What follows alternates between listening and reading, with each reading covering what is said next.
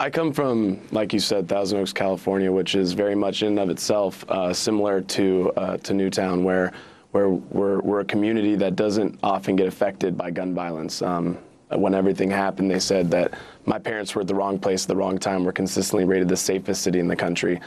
But my parents were returning the boat to my dad's best friend's house. My dad's best friend had a restraining order against an individual as a credible threat of violence. That man came up that day to do exactly what the judge thought that he would do.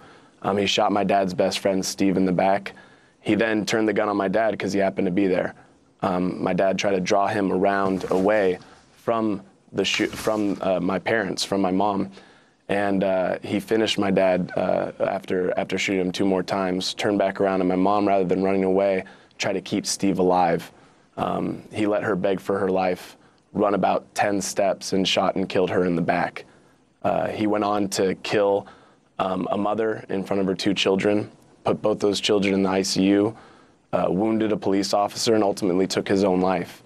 When we picked up the pieces and my dad was able to heal, and we looked at this man, not only did he have a restraining order against himself as a credible threat of violence, he had been arrested multiple times for fighting police officers. He had been discharged from the military, and he legally owned 3 guns and multiple extended magazines and hundreds of rounds of ammunition, and they were in his name.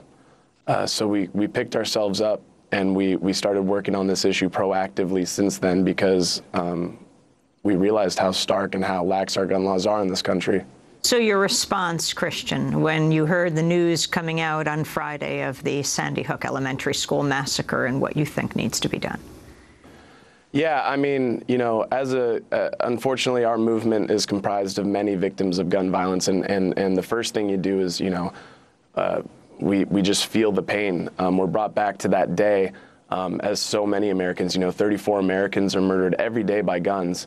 And it doesn't matter, when I turn to page 8 and I see, just one individual was shot and killed, and you see the horrificness of an example of a mass shooting like this, you realize that each one of these individuals, is not just one person affected. It's a parent, it's a son, it's a daughter, it's an entire community, an entire network of individuals whose lives will be changed forever because of the lax laws that we have in this country and the easy access to deadly weapons. It's not our position to say that we're trying to take guns away from responsible, law-abiding gun owners, but to have these things continually happen and the level of death that we allow to exist in this country and the easy access of guns, it's irresponsible of us not to have a conversation, a dialogue to discuss things that we can do practically to keep guns out of the hands of these dangerous individuals. John Vellecco, I want to thank you for being with us, of Gun Owners of America. Not a lot of people who are against gun control are willing to go on the national media this weekend. David Gregory yesterday on Meet the Press said they had invited on all 31 pro-gun senators, and not one was willing to come on. In the wake of this mass school shooting, John Vellecco, what do you think needs to happen? Well, I agree with a lot of what Christian said about the impact on families of violence, and as a parent of 5 children, including a 6-year-old, your heart breaks. It really goes out to these people who have suffered unimaginable loss that can never be replaced. That's always going to be there.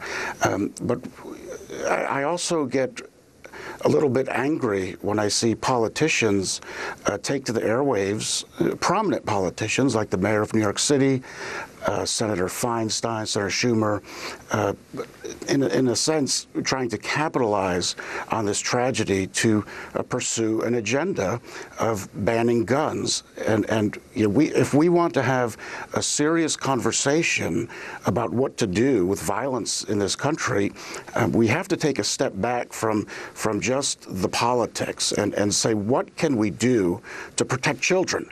Because that's the most important thing. Will banning guns have protected those children? Probably not, because the mother who owned the guns had bought them legally. On the other hand, we have so-called gun-free zones, school zones laws in this country since the early 90s. And in fact, nearly every single multiple victim shooting in this country has occurred in a gun-free zone.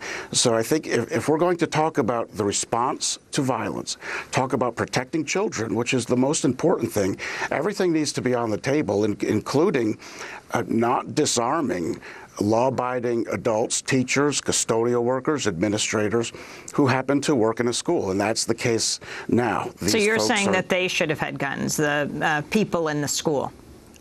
I'm saying that they should not be mandatorily disarmed by the United States Congress and state governments.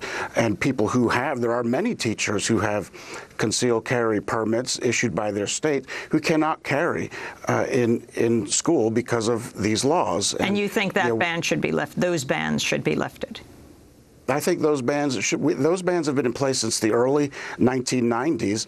You know, in the 50s and 60s, students were able to take guns into school, and they would put them along the wall in the principal's office or in their locker, and they would use them after school to go hunting. And we didn't have school shootings then. So something has changed over time. Let me bring Christian Heine back in. What do you think of the answer would have been if the principal, the school psychologist, the custodian, the teachers had guns in the school this weekend? We hear this argument come up every time a mass shooting occurs, and I think it's important to take a real hard look at what exactly is being discussed. You know, in Virginia, for instance, when you talk about concealed carry permits, you know, an individual in Virginia can acquire a concealed carry permit by watching a 1-hour video online, taking a 10-question test, never touching a gun, never live firing that weapon, and they are permitted to carry a concealed weapon in public.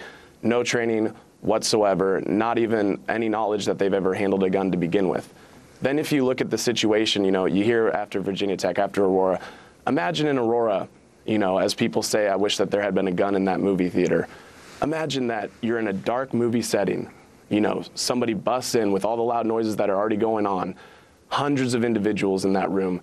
Somebody breaks in, throws 2 smoke bombs, and not only is he firing into the crowd, but then 10 people stand up at random locations within the theater. You cannot tell me that these individuals, A, would be able to be sure that they weren't going to be attacking any other innocent individuals, but B, what happens when law enforcement arrives onto these scenes and they come on and they don't know who to fire, who's the target, what's going to happen. If we're going to have people carrying guns into public, we first of all need to make sure that they're well trained. Second of all, we need to make sure that we do it in responsible locations.